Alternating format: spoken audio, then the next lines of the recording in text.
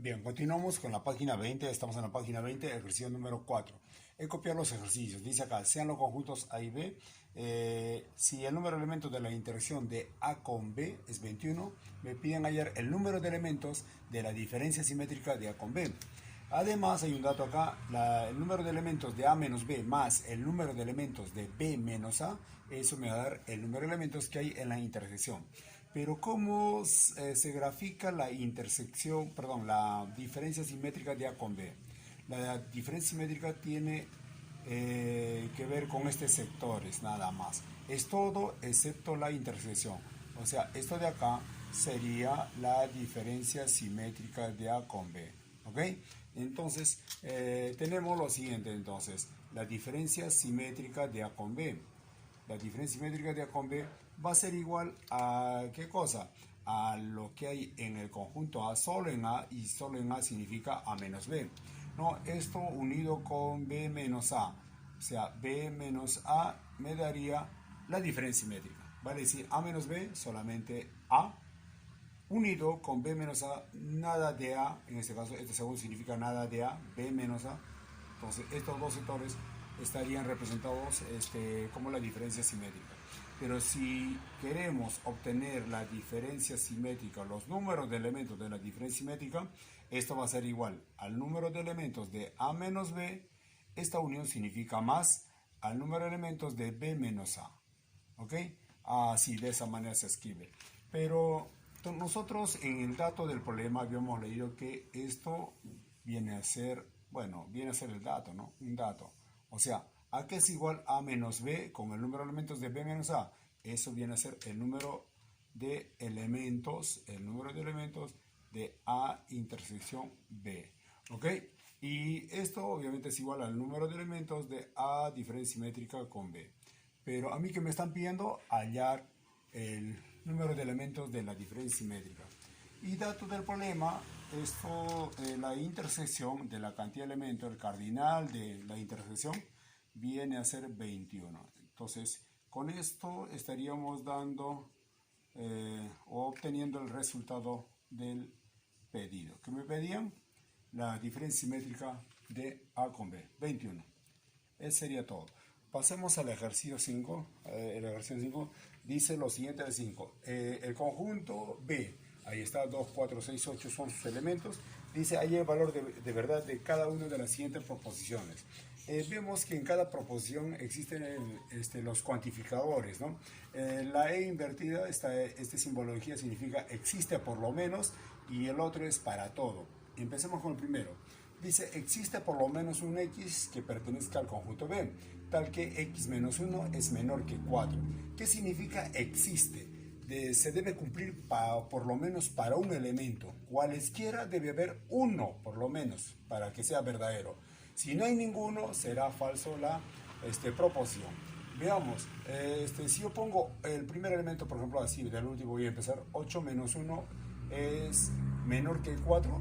8 menos 1 va a ser 7. 7 es menor que 4, no. Entonces esto acá no va a cumplir, ¿no? 6 menos 1, eso es 5. 5 es menor que 4, tampoco, no va a cumplir. 4 menos 1 es menor que 4, claro que sí. Ya encontré uno, estaría cumpliendo. Voy a probar con otro más. 2 menos 1, menor que 4, sí. Porque 2 menos 1 es 1, es menor que 4, sí. Estaría cumpliendo.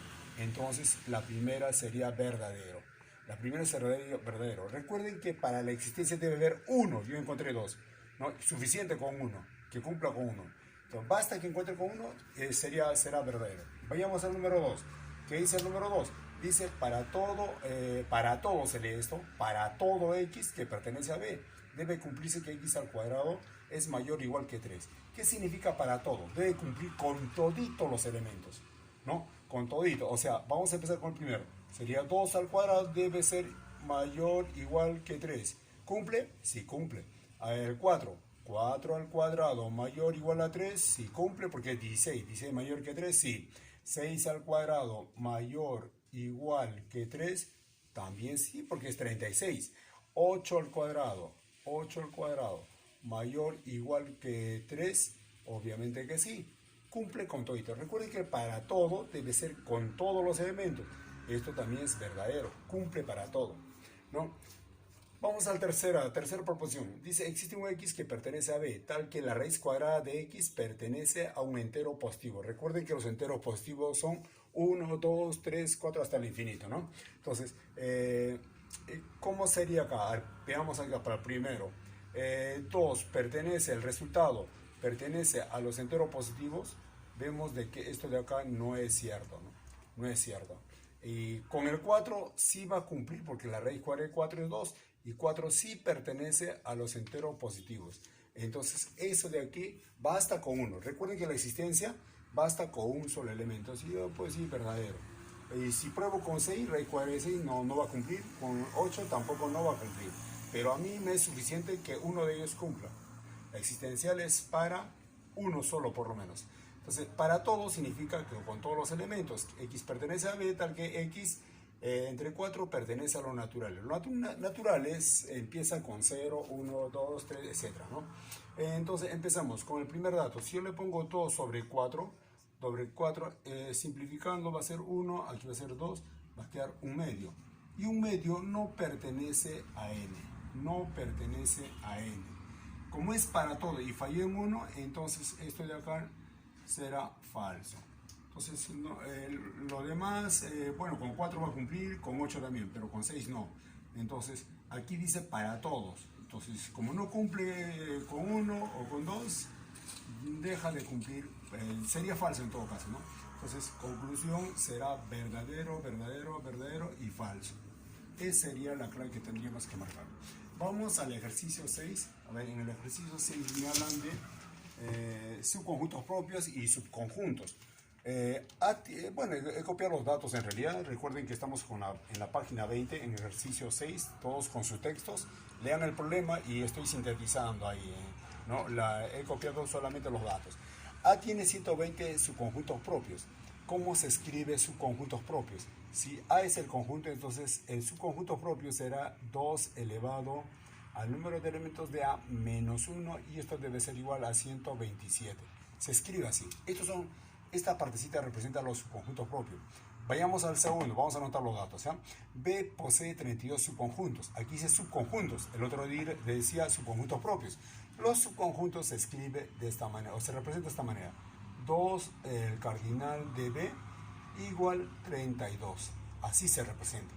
Vayamos al tercer dato para poder entenderlo. Recuerden que los subconjuntos propios se resta menos 1 y cuando son subconjuntos nada más no se resta nada, queda así nomás. La intersección de A y B tiene 7 subconjuntos propios. ¿Qué significa eso? Será intersección, se representa el número de elementos de A intersección B. ¿Cuánto tiene esto? Subconjunto propio, entonces menos 1 le corresponde, tendría 7. ¿Ok?